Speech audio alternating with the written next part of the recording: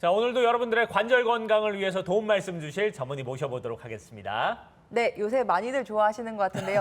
이 마냥 이쁜 우리맘의 양쌤 정형외과 전문의 양혁재 원장님 모셨습니다.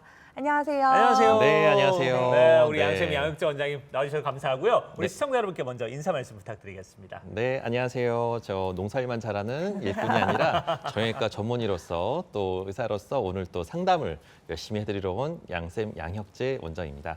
오늘 평소에 우리 시청자분들께서 어머님께서 나 병원 갔는데 요거는 뭐 꼭 수술을 해야 된다 얘기를 듣는데 청천벽력 같은 이런 얘기를 듣고 이걸 꼭 해야 되는 건지 아니면은 평소에 나 이렇게 아픈데 이거 좀 다른 치료 방법은 없을까? 이게 아무리 치료를 해도 안 낫고 계속 오래 간다 싶은 그런 궁금한 점이 있다고 하면 평소에 아들처럼 한번 궁금한 거를 물어보고 싶다라고 하신 분들 시청자분들께서 전화 주신다고 하면 최대한 성심성의껏 잘 설명해 드리도록 하겠습니다. 네. 네. 어깨 안 좋으신 분들도 좋고요. 무릎 아프신 분들도 좋습니다. 아들 같은 우리 양혁재 원장님과 네. 함께 해결해 보시기를 부탁드립니다. 네, 자 양혁재 원장님과 함께하면서 여러분 궁금한 부분 있으면요 주저 말고 전화 주시길 부탁을 드리겠고요. 우리 시청자 여러분 참여 방법 다시 한번 안내를 해드릴까요? 네, 지금 화면 아래쪽으로 전화번호가 나가고 있죠.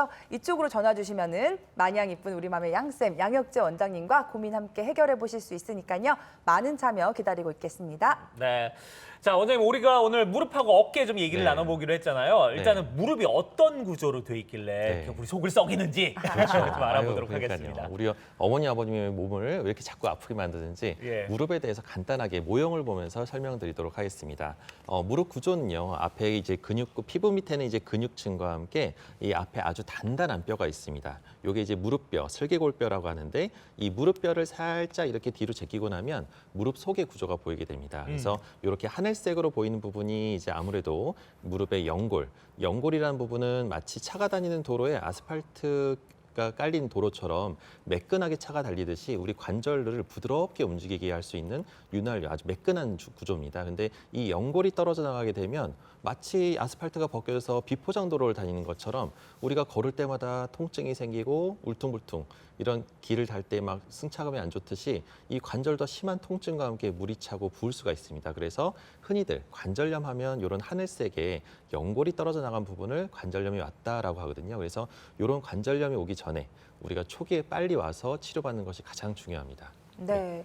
우리 어머님, 아버님도 어르신들을 괴롭히는 무릎 통증의 대부분은 퇴행성 관절염일 텐데 네. 이 퇴행성 관절염이 왜 오는 건지 그 부분도 궁금하거든요. 네, 아무래도 말 그대로 퇴행성이라는 말 그대로 우리가 나이가 들면 들수록 우리가 젊었을 때 30, 40대는 아무리 뛰어다니고 막 그래도 다치고 그러더라도 어느 정도는 금방금방 회복돼서 돌아오는데 나이가 들면은 이제 예전 같지가 않고 연골이나 인대나 이런 연골판이라는 조직들이 노화가 되면서 이게 이제 이런 탄력이 떨어지다 보니까 쉽게 찢어지고 손상되고 또 회복이 잘 안 되는 경향이 있습니다. 그래서 노화로 인한 퇴행성 관절 변화가 가장 흔하고요. 그 밖에도 중간에 수술을 하거나 다치거나 넘어져서 연골 손상이 급격하게 진행되는 경우도 있고 너무 안 좋은 자세에서 쪼그리거나 안 좋은 자세에서 계속 한 일을 반복적으로 하시는 분들이 또 관절염이 금방 옵니다. 그 밖에도 아주 드물지만은 비만이나 유전적 요인들도 관절염의 한 요인이라고 볼 수 있겠습니다. 그렇군요. 네. 자, 이렇게 보면 퇴행성 관절염 되게 무섭게 느껴지는데 네.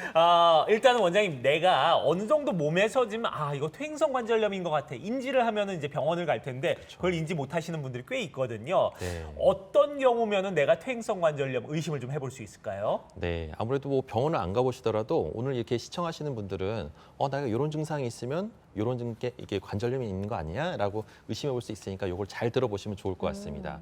우리가 관절염의 초기 증상은요 대부분 이제 약간의 소리랑 근육이 이제 좀 빠지면서 마찰음이 생기면서 통증이 생기는 경우가 꽤 있는데 네. 소리만 나는 경우는 아직 걱정할 정도는 아니지만 이 소리와 동시에 약간의 시큰거리는 증상과 통증이 자꾸 반복적으로 일어난다고 하면은 이거는 초기 관절염일 가능성이 상당히 높습니다. 그래서 이럴 때 초기에 잘 오셔서 빨리 치료하시면 완치율이 높기 때문에 이때부터 관리를 받는 것이 가장 중요하고요. 네. 혹시나 여기서 더 진행이 돼서 힘든 일을 많이 하시다 보면 무릎 안쪽이나 바깥쪽에서 시큰거리고 욱신거리는 통증이 생길 수가 있습니다.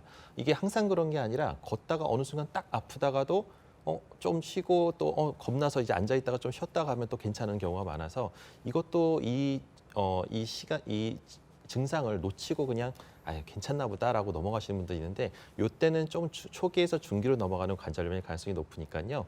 무릎이 붓거나 열감이 생기거나 밤에 좀 욱신욱신 쑤신다 이런 경우는 좀 방치하지 마시고 반드시 병원에 가셔서 초기에 잘 치료하는 것이 중요하겠고요.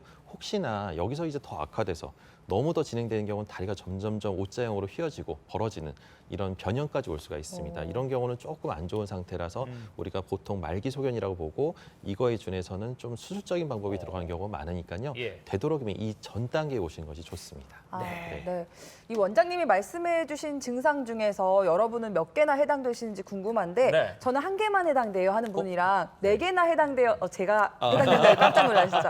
한 개만 네. 해당돼요 하시는 분이랑 네 네. 개나 해당돼요 하시는 분이랑 치료법이 달라질 것 같아요. 그렇죠. 예, 네, 단계별로 맞습니다. 치료법이 어떻게 다를까요? 네, 항상 얘기하지만 저희가 빨리 오면 빨리 올수록 아주 간단하고 부담이 덜한 치료로 해서 완치를 시킬 수가 있으니까요. 되도록이면 빨리 오시는 게 중요한데요. 이 증상이 이제 초기에 약간 소리가 나면서 시큰거리는 통증이라고 하면 간단한 운동법이나 재활 치료나 아니면 약물 치료를 통해서 좋아지게 할 수가 있는데요. 혹시나 여기서 더 악화되면서 무릎에 물차고 붓고 또 통증이 오기 시작하면은 이거를 옛날에는 무조건 수술만 많이 권했습니다. 하지만 요즘에는 수술을 하지 않고도 약간의 이제 재생 주사나 줄기세포 이식 수술이라는 시술이나 아니면 주사 치료, 대부분은 주사로 해서 이런 증상들의 초기에서 중기로 넘어가는 관절염을 7, 80%는 치료할 수가 있습니다. 그래서 이런 주사 치료를 적절하게 잘 받는 것이 중요하겠고요. 혹시나 어쩔 수 없이 우리가 다리가 휘어지면서 통증이 너무 심하고 보행에 지장이 있다. 이런 분들 같은 경우는 정말 수술적인 치료를 하는데 무조건 수술이라고 해서 관절염이 인공관절만 있는 게 아닙니다. 그래서 요즘에는 다양한 치료 방법들이 있기 때문에 줄기세포를 이식해서 자기 무릎을 살리는 방법도 있고 반치한 수련술도 있고 여러 가지가 있기 때문에 네. 너무 겁내지 마시고 되도록이면 늦었다 싶을 때가 제일 빠른 거니까요. 그때 빨리 치료받으러 오는 것이 가장 중요합니다. 네. 좋은 얘기 해주신 것 같아요. 네. 늦었다고 생각할 때가 제일 빠를 때다. 이거보다 늦추면 더 늦어지거든요. 그러니까 여러분들이 조금 더 서두르실 필요가 있지 않나 하는 생각이 드는데 자, 그러면 우리가 치료 방법들 또 몇 가지 좀 알아보도록 할게요. 일단 증식 주사 치료. 네. 요거는 어떤 과정을 통해서 치료가 되는 건지 그 과정부터 좀 살펴볼까요? 네, 증식 치료의 과정은 아무래도 제일 중요한 것이 어디가 어떻게 손상이 됐냐는 겁니다. 모든 관절은 인대라는 조직이 감싸고 있는데 이 손상된 인대를 정확하게 찾아서 힘줄이나 인대 쪽에 정확하게 주사를 놓는 것이 가장 중요하고요. 그래서 병원마다 똑같은 주사를 맞았는데 난 여기는 안 좋고 여기 가면 좀 나을 수가 있어. 여기 가면 참 효과가 좋은 것 같아. 이런 차이가 아무래도 정확한 병변을 정확하게 찾아내고 부위를 정확하게 주입하는 것이 가장 중요해서 그렇습니다. 그래서 위치를 정확하게 찾아내기 위해서는 반드시 정밀 검사나 이런 것들을 하는 것이 중요하고요. 이 손상된 부위에 이제 주입을 하게 되면 두 번째로는 삼투압 작용을 통해서 염증 반응을 유발하게 됩니다. 그래서 보통 주사 맞고 나면 난 안 아파야 되는데 2, 3일 정도 좀 더 아파. 이게 이상이 있는 게 아니라 이 증식 주사라는 원리 때문에 그렇습니다. 그래서 약간의 통증이 있다 하더라도 불안해하지 마시고 얼음찜질하면서 조금 기다리게 되면 3단계로 이제 면역 반응이 생기면서 세포의 성장 인자들이 생성되면서 마지막 단계로 조직이 증식이 되고 그래서 기다리게 되면 한 일주일에서 보름, 최소 이제 한 달까지 4주 정도 지나게 되면 더 좋아지는 점점 증상이 좋아지는 결과를 얻을 수가 있습니다. 네. 자, 그래서 이 증식 주사 치료를 받고 얼마나 좋아진 환자들이 있는지 그 네. 실제 치료 사례를 좀 만나보도록 하겠습니다. 예. 첫 번째 사례가 60대 남성분이신데 다른 병원에서 수술을 권유 받으셨던 적이 있으신가 봐요. 네, 맞습니다. 이 아버님 같은 경우는 젊으신데 운동도 좋아하시고 등산이 정말 취미라서 나는 정말 등산 없으면 못 살아 할 정도로 운동을 좋아하셨던 분인데 갑자기 내리막길에서 통증이 오면서 너무 아파서 병원을 갔더니 무조건 이건 수술 안 하면 평생 쩔뚝거리면서 살 거다라는 청천벽력 같은 얘기를 듣다 보니까 네. 너무 우울해하셨어요. 근데 혹시나 다른 방법은 없을지 해서 또 이제 큰 병원을 오셨었는데 주사 치료를 그래도 보니까 왼쪽 사진을 보게 되면 무릎 안에 하얀 부분이 이제 염증, 물이 꽉 찬 부분입니다. 그래서 염증이 아주 심하고 연골판이 좀 심하게 찢어졌는데 다행히도 연골판의 변연부 조금 잘 아물 수 있는 여지가 있는 부분에 찢어져가지고요. 네. 주사 치료를 한번 해봅시다라고 해서 5번 정도 시행을 했고요. 예. 또 아버님이 또 조심할 거를 알려드렸더니 평소에 생활 습관에서 조심해야 될 것들을 잘 지켜주셨어요. 그래서 아버님도 노력을 하시고 저도 최대한 주사를 잘 놨고 그러다 보니까 결과적으로 오른쪽 사진처럼 염증도 싹 가라앉고 상처에 흉터는 남아있지만 연골판도 어느 정도 좀 상처 조직으로 잘 아물면서 증상이 많이 개선되었던 분 중에 한 분입니다. 네.